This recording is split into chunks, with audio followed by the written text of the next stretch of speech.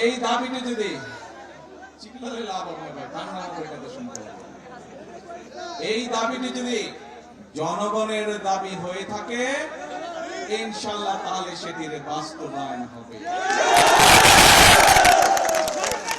আর আপনারা দেখেছেন দেশ গঠন, সরকার গঠনের পরেই আমরা নির্বাচন আগে বলেছিলাম সারা দেশে কৃষকদের যাদের কৃষি ঋণ 10,000 টাকা পর্যন্ত আছে সুদ সহ সেই ঋণ আমরা মওকুফ করব যদি আমরা সরকার গঠন করতে পারি।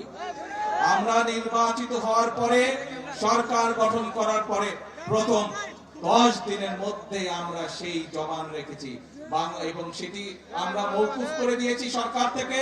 তার ফলে বাংলাদেশের প্রায় 12 লক্ষ কৃষক, সারা বাংলাদেশে 12 লক্ষ কৃষক এর সুবিধাটি পেয়েছে। 12 লক্ষ কৃষকের সুদ এবং ঋণ দুটোই মওকুফ হয়ে গিয়েছে। প্রিয় ভাই বোনেরা, বাংলাদেশ একটি কৃষি প্রধান দেশ।